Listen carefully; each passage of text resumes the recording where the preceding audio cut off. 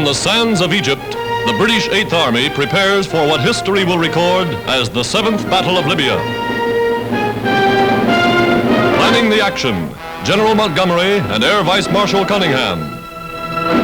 For weeks, the British prepared with a thoroughness bred of past experience. For weeks, vast supplies and equipment have poured in from England and America. And as Britain's Eighth Army grows, is reinforced, not a supply ship reaches Rommel.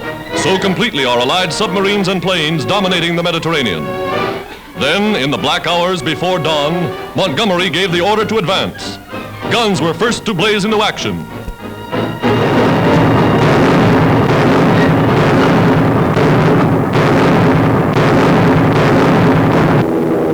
Daybreak, and squadrons of Allied fighter planes take to the skies. The most powerful air fleet ever unleashed in the Middle East.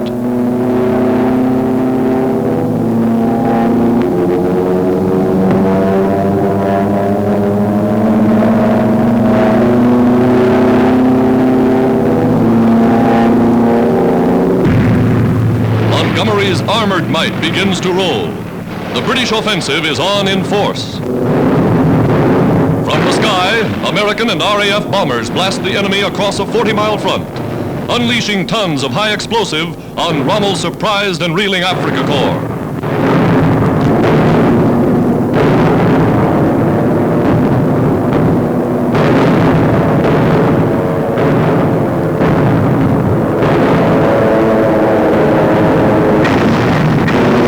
Relentlessly, United States bombers press home the attack, concentrating on troop transports and supply lines.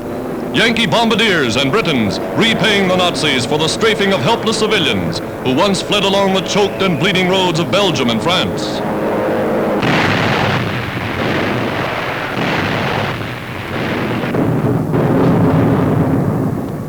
In the desert, new tank destroyers, far outranging the Nazi guns, smash Rommel's vaunted ring of steel. Infantry breaks through. Scots of the reformed 51st Highlanders, shattered in Europe, now avenging their comrades. Tanks, guns, men, Canadians, British, Anzacs, slashing the Nazi forces to ribbons.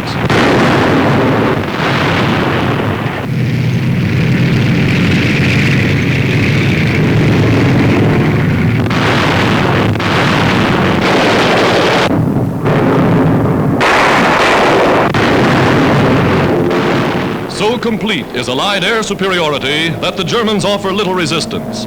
Sailing above and through Nazi anti-aircraft fire, the bombers shoot down Messerschmitts that challenge their advance.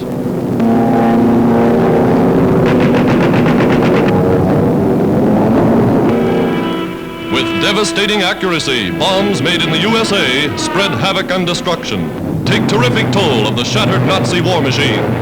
Outflanked, outgunned, outmaneuvered.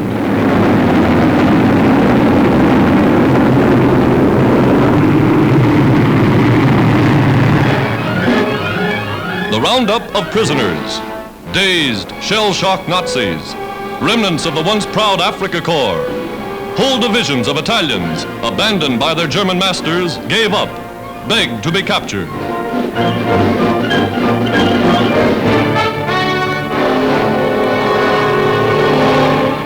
Pressing forward more than 35 miles a day, the British advance becomes the rout of Rommel.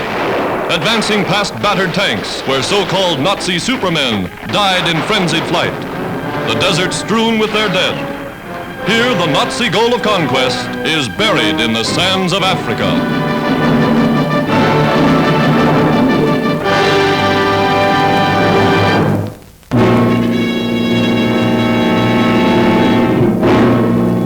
Gray dawn off the French North African port of Oran brings United Nations the best news yet.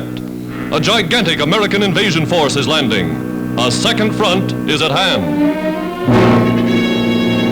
Scenes here at Oran are typical of successful occupations from Algiers on the Mediterranean to Casablanca on the Atlantic.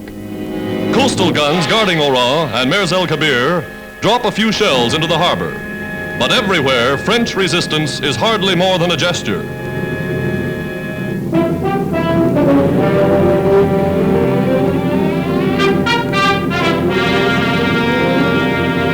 From transports standing offshore, United States troops observe the action, await the order to go in.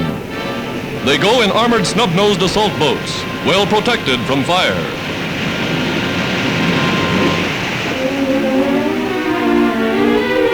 Wading ashore, the Americans establish beachheads exactly as planned months in advance.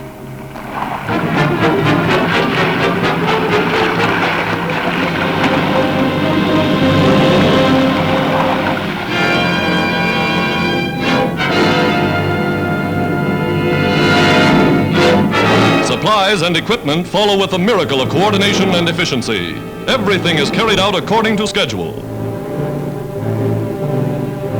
Losses to French shipping are slight. French casualties during sporadic engagements are treated by American first aid and Navy doctors.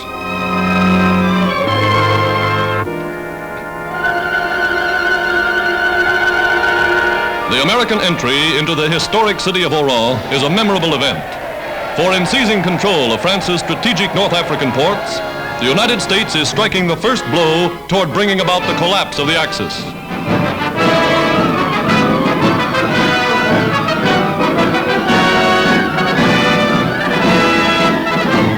Troops first bombard the natives with leaflets printed in French, bearing a message from President Roosevelt.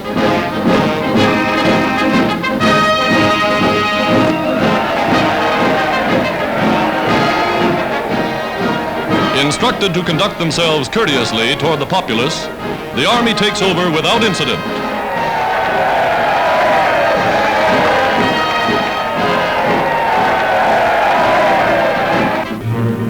A French hero of another war is honored. Americans have always been friends of France. French soldiers await only the call from loyal countrymen to align themselves with forces against the Axis.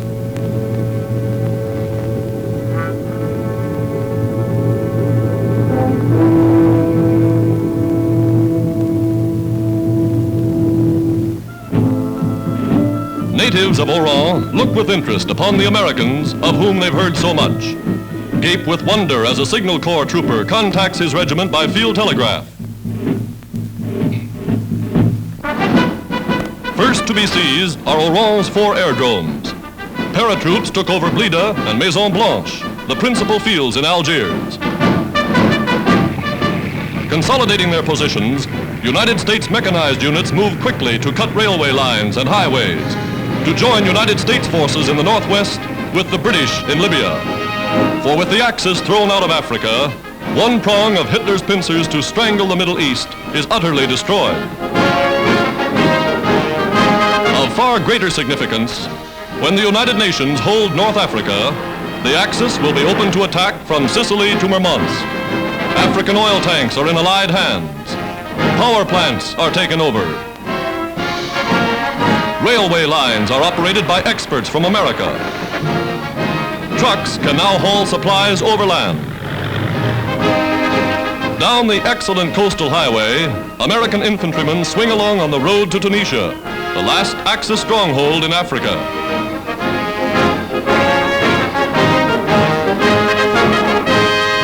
Opening phase of what military experts regard as a second front of major importance.